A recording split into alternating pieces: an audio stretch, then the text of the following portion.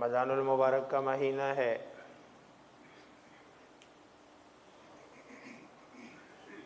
اللہ تبارک و تعالی کی طرف سے رحمتوں کی برسات ہے،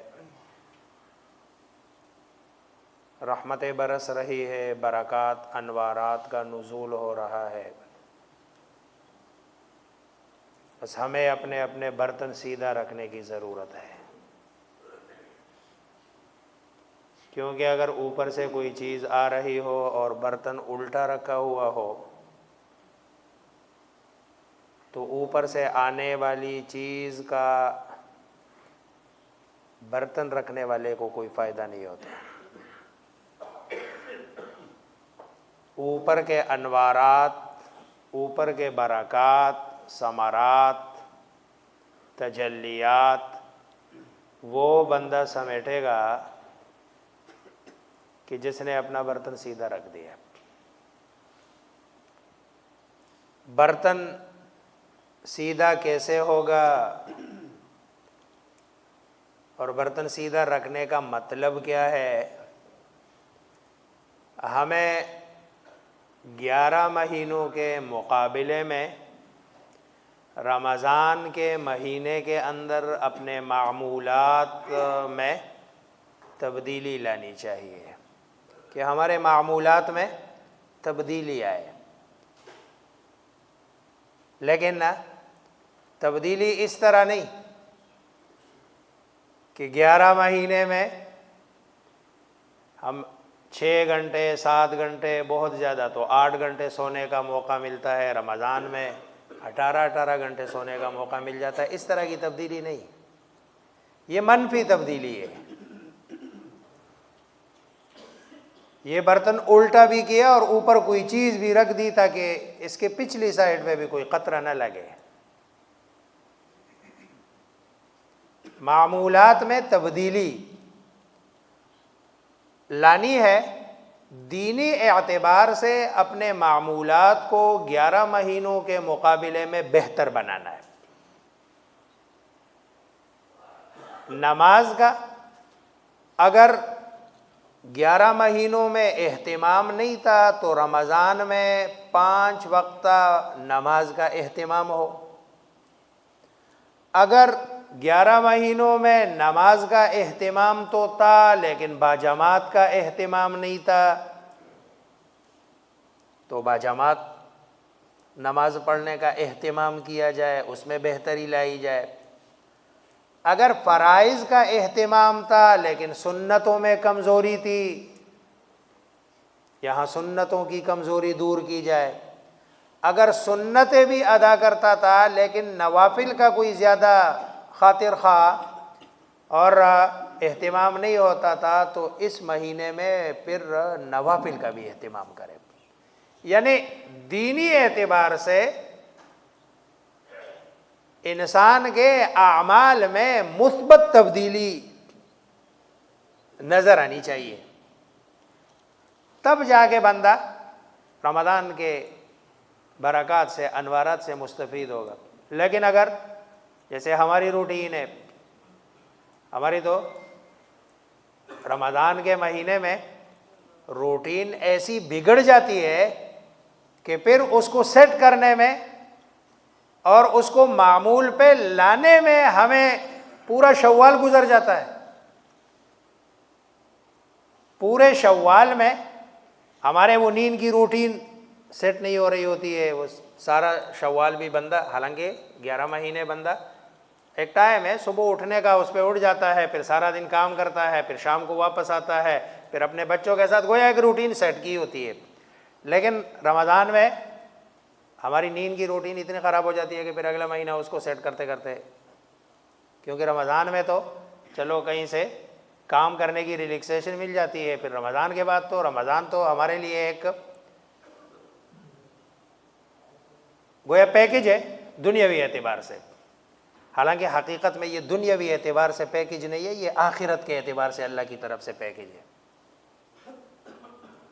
وہ ایک سن رہا تھا اس دن، کہتا ہے کسی نے لکھا تھا کہ جاپان میں کوئی مسلمان کسی دفتر میں کام کرتا تھا، تو اس کے ساتھ ایک لڑکی بھی کام کرتی تھی، تو رمضان کا مہینہ آیا تو دوپہر کا اس نے کھانا پینا چھوڑ دیا مسلمان نے، تو وہ جاپانی لڑکی نے پوچھا بھائی کیا ہے یہ آپ کا؟ تو انہوں نے کہا یہ اصل میں ہمارے یہاں ہمارے دین میں ایک مہینہ آتا ہے جس کو ہم رمضان کہتے ہیں، اس مہینے میں ہم کھانا پینا تو چھوڑ ہی دیتے ہیں، لیکن اصل کام اس مہینے میں جھوٹ مطلب گناہ ہے اور فراڈ دھوکہ یہ کام ہم نہیں کرتے ہیں۔ تو انہوں نے کہا خوش قسمت ہو، ہم تو سارا سال یہ کام نہیں کرتے، آپ لوگ خوش قسمت ہو کہ 11 مہینے تو آپ کو کرنے کا موقع مل جاتا ہے، ہم اس ایک مہینے آپ کو نہیں کرنے پڑتے ہیں۔ لیکن اب رمضان کا مہینہ بھی، یعنی ہم جب بیٹھتے ہیں نا آپس میں کسی بھی مجلس میں 2 بندے 3 بندے بیٹھتے ہیں تو ایک جملہ ہر بندے کی زبان پر ہے کہ بھائی حکمران بس، یعنی دنیا کے سارے معاملات ہم حکمران کے کھاتے میں ڈال کر اپنے آپ کو بری و ذمہ قرار دیتے ہیں۔ بھائی میں حکمران کے معاملے کو کیوں دیکھوں، اس پر میں کیوں تبصرہ کروں، میں اپنے آپ کو کیوں نہیں دیکھوں؟ اگر میں ریڑھی والا ہوں، کیا میں جس ریڑھی پہ کھڑا ہوں، جس جگہ مجھے اختیار ہے، آیا میں اپنے دائرہ اختیار میں عدل اور انصاف سے کام لے رہا ہوں؟ کیا میں اپنے دائرہ اختیار میں اللہ تبارک و تعالیٰ کے احکامات کو اور رسول اللہ صلی اللہ علیہ وسلم کی سنت پر عمل کر رہا ہوں؟ اگر میں گھر کا نگران ہوں، گھر کا نگہبان ہوں، گھر کا سربراہ ہوں، تو گھر کے سربراہ ہونے کی حیثیت سے میرے رب نے جو میری ذمہ داریاں لگائی ہے، کیا میں ان ذمہ داریوں کو پورا کر رہا ہوں؟ ہاں اگر میں پورا کر رہا ہوں تو چلو پھر بندہ، پہلے بندہ اپنے آپ کو دیکھے، پھر آہستہ اپنے آس پاس پڑوس والے کو، پھر اسی طرح چلتے چلتے۔ رسول اللہ صلی اللہ علیہ وسلم نے بھی یہی ترتیب، اور دین کی ابتدا بھی یہی سے کہ آپ صلی اللہ علیہ وسلم پر جب وحی آئی اقرأ بسم ربک الذی خلق خلق الانسان من علق، تو جو اگلا حکم آیا وانذر عشیرتک الاقربین، گھر سے سٹارٹ لے لے، اپنے گھر کی بات گھر سے سٹارٹ لے لے، اور الاقرب فالاقرب، پہلے اپنی اولاد ہے، پھر بیوی ہے، پھر اسی طرح چلتے چلتے آپ جاتے جائیں۔ ہم سٹارٹ لیتے ہیں بالکل اینڈ سے کہ بھائی ادھر سے ٹھیک ہوگا تو نہیں، ادھر سے ٹھیک ہوگا تو وہ چیزیں خود ٹھیک ہوں گی۔ اگر ادھر سے ٹھیک نہیں ہے تو بھول جائے اس بات کو کہ آپ کو اللہ تبارک و تعالیٰ نیک صالح اور اچھا حکمران دے۔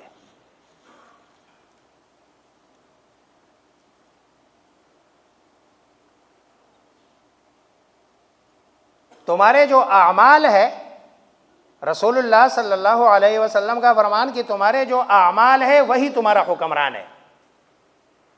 اعمالکم عمالکم، تمہارے جو اعمال ہے وہی تمہارے حکمران ہے، جیسے کرو گے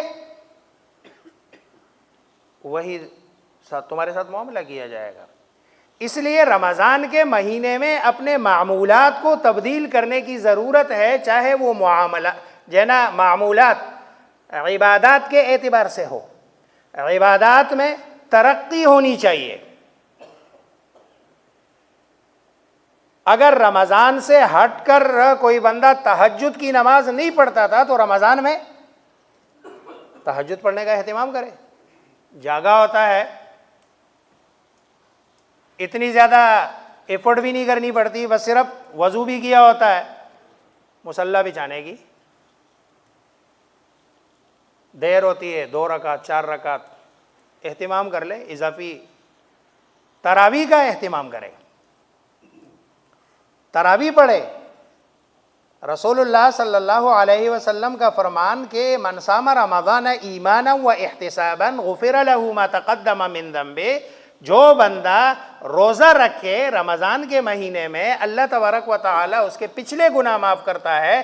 اسی طرح جو بندہ رات کو اللہ کے دربار میں کھڑے ہو کر اللہ کا کلام سنے اور نماز پڑھے، نوافل کا اہتمام کرے غفر لہ ما تقدم من ذنبہ، اس کے بھی پچھلے گناہ اللہ تبارک و تعالیٰ سارے معاف کر دیتا ہے۔ خود رسول اللہ صلی اللہ علیہ وسلم کا فرمان ہے کہ اللہ تبارک و تعالیٰ نے رمضان میں دن کے روزے کو تمہارے لیے فرض قرار دیا اور رات کو کھڑے ہونے کو میں نے تمہارے لیے سنت قرار دیا۔ تو جب بندہ عبادات میں اس کی ترقی ہوگی، پھر لعلکم تتقون، پھر تقوی حاصل ہوگا، پھر رمضان کا فائدہ ہوگا۔ لیکن اگر اس میں ترقی نہیں، ترقی دوسری چیزوں میں، سونے میں ترقی، کھانے میں ترقی، زیادہ ٹائم باہر گزارنے میں ترقی، رات کو ساری رات جاگ کر تاش کھیلنے میں ترقی، ساری رات بیٹھ کے جو ہے نا نیٹ پہ چیٹ کرنے میں ترقی، ساری رات جو ہے نا گراؤنڈ میں فٹ بال کھیلنے میں ترقی، پھر ہم یہ گلہ نہ کریں کہ بھئی رمضان کا ہمیں کوئی فائدہ نہیں ہوگا اور ہوگا بھی نہیں۔ اور اس حقیقت کو تسلیم کرنا چاہیے، میں بھی کرتا ہوں، آپ بھی کریں، کہ رمضان جیسے گزارنا چاہیے ویسے ہم گزارتے نہیں ہے۔ رمضان کی جو ہمارے اللہ کی طرف سے ذمہ داریاں ہیں وہ ذمہ داریاں ہم پوری کرتے نہیں ہیں۔ اسی طرح قرآن کریم اور رمضان کا یہ چولی دامن کا ساتھ ہے ان کا، قرآن اور رمضان۔ دیکھو جب اللہ تبارک و تعالی روزے کی بات کرتے ہیں تو یا ایھا الذین آمنوا کتب علیکم الصیام کما کتب علی الذین من قبلکم لعلکم تتقون، تاکہ تم متقی بن جاؤ۔ جب اللہ قرآن کی بات کرتے ہیں تو اللہ فرماتے ہیں ذالک الکتاب ھدی للمتقین، یہ آئین ہے، زندگی گزارنے کے لیے اصول ہے، رہنما کس کے لیے؟ متقین کے لیے۔ گویا کہ روزہ رکھ کے جب قرآن پڑھے گا، لیکن پڑھنا نہیں، صرف پڑھ کے سمجھے گا، ورنہ رہنمائی ظاہری بات ہے، صرف پڑھنے سے رہنمائی نہیں ملتی،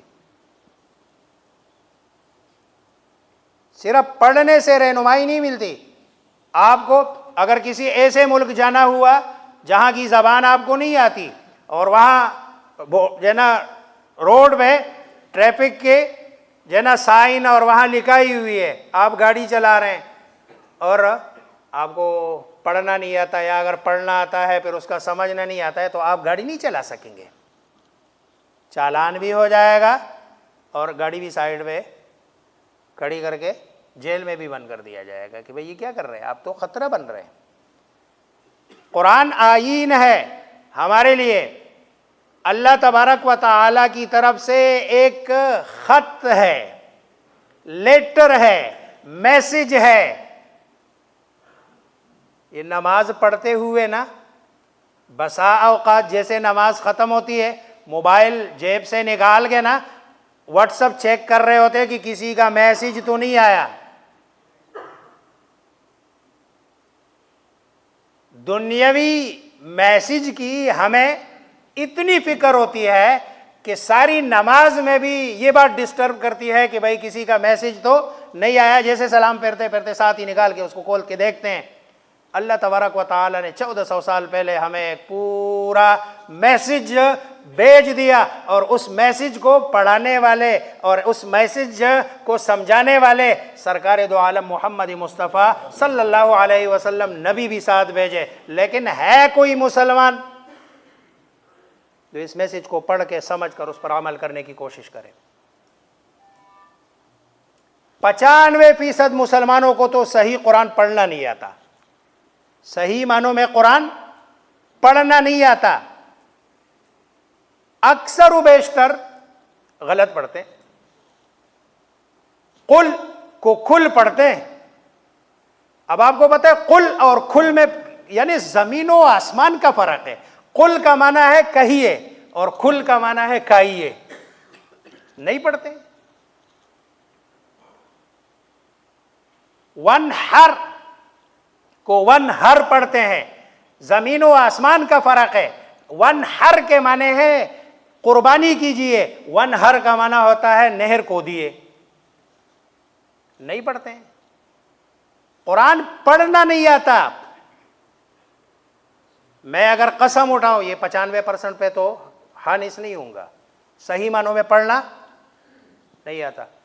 یہ جو 5، 6، 7% ہے نا، اس پر اللہ تبارک و تعالیٰ کا شکر ادا کرنا چاہیے کہ ہمارے اس ملک میں جو ہے نا اس طرح کے ادارے ہیں جو بچوں کو قرآن کریم صحیح معنوں میں پڑھا رہے ہیں، اور جو ہے نا ان کی خدمت کو سر آنکھوں پہ لے لینا چاہیے۔ ورنہ آپ سوشل میڈیا پہ دیکھ رہے ہوتے ہیں کہ جو ہے نا باہر کے بہت سارے ممالک میں ایک بندہ کھڑا ہوتا ہے اور آگے تراویح پڑھا رہا ہوتا ہے اور قرآن سامنے کھولا ہوا ہوتا ہے اور پڑھ رہا ہوتا ہے۔ کیوں؟ اس لیے کہ قرآن یاد کرنے والا یا حافظ قرآن اس پورے علاقے میں یا پورے ملک میں ان کو ملتا نہیں ہے۔ یہ تو ہم پر اللہ تبارک و تعالیٰ کا فضل ہے، احسان ہے۔ ہمارے یہاں حافظ قرآن کو مسجد نہیں ملتی ہے، ایک ایک مسجد میں 10 حافظ ہوتے ہیں۔ آپ شہر کی مساجد میں جائیں تو اگر وہاں 3 منزل ہے نا، تو صرف نچلی والی منزل پہ جو مین تراویح ہے وہ ہوتی ہے، دوسری منزل میں 4-5 حافظ کھڑے ہوتے ہیں، 5-6، پھر اوپر والی منزل میں 4-5، پھر جو ہے نا اسی طرح، یعنی اتنے حافظ ہیں۔ یہ جو ہے نا اللہ تبارک و تعالی کا ہم پر فضل اور احسان ہے، اور یہ ان مدارس جنہوں نے ہمیں یہ حافظ دیے ہیں، ان کا ہمارے اوپر جو ہے نا احسان ہے۔ تو یہ جو 5% ہے، اور یہ جو 5% ہے، ان 5% میں 3% ایسے ہیں کہ جن کو قرآن پڑھنا تو آتا ہے لیکن قرآن کو سمجھتے نہیں ہیں۔ یہ قرآن نہیں سمجھتے ہیں۔ قرآن ہم سے کیا مطالبہ کر رہا ہے؟ پڑھ رہے ہیں، پڑھنے کا ان کو اجر ملے گا، لیکن نہ سمجھنے کا وبال بہرحال ہوگا۔ پڑھنے کا ثواب ملے گا، 2 چیزیں الگ الگ ہیں۔ پڑھنے کا اجر بھی ملے گا، ثواب ملے گا، لیکن نہ سمجھنے کا وبال ہر صورت میں ہوگا۔ اللہ پوچھیں گے، بھائی میرا پیغام آیا تھا، میرا ٹیکسٹ آیا تھا تمہارے پاس، تم جو ہے نا دنیا کے کسی آدمی کا ٹیکسٹ آتا کسی زبان میں، آپ ادھر جو ہے نا گوگل ٹرانسلیٹ سے اس کو ٹرانسلیٹ کر کے اس کا معنی سمجھنے کی کوشش کرتے، کیونکہ آپ کا دنیاوی نقصان تھا۔ لیکن جب اللہ تبارک و تعالیٰ کا پیغام تمہارے پاس آیا، تمہارے گھر میں، تمہاری مسجد میں امام بھی تھا، سمجھانے والا بھی تھا، فری سمجھانے والا تھا، لیکن تم نے کبھی سمجھنے کی کوشش نہیں کی۔ پوچھیں گے اللہ، جواب نہیں ہوگا ہمارے پاس۔ اور یہ جو 2% ہے، ان کو سمجھ آتی ہے، لیکن بہت کم ایسے لوگ ہیں جو قرآن کریم پر عمل کرنے والے ہیں۔ اس کو اب میں پوائنٹ میں لے جاتا ہوں۔ اب مسلمان ترقی کیسے کرے گا؟ مسلمان عروج پہ کیسے جائے گا؟ مسلمان مار کیوں نہیں کھائے گا؟ قرآن سے جو صحیح معنوں میں تعلق ہے جن لوگوں کا، وہ بالکل آخر میں 0.00 اور آگے جو بھی لگا دو اپنی مرضی ہے، اسی میں چلے گئے۔ تو اتنی معمولی سی تعداد پر اللہ تبارک و تعالیٰ کی نصرت نہیں آئے گی۔ اس لیے بحیثیت قوم، بحیثیت مسلمان، ہمیں اپنے رویوں کو تبدیل کرنے کی ضرورت ہے، اور قرآن کریم سے محبت کرنے کی ہمیں ضرورت ہے۔ قرآن سے تعلق رکھیں گے، قرآن سے محبت رکھیں گے، اور اس محبت کا تقاضا یہ ہے کہ قرآن کو پڑھیں گے بھی، سمجھیں گے بھی، اور اس پر عمل کرنے کی کوشش کریں گے، تب ترقی ہوگی۔ ورنہ تو بس جیسے ہے ویسے چلتے رہیں گے۔ اللہ تبارک و تعالی مجھے آپ سب کو سمجھنے، عمل کرنے کی توفیق عطا فرمائے۔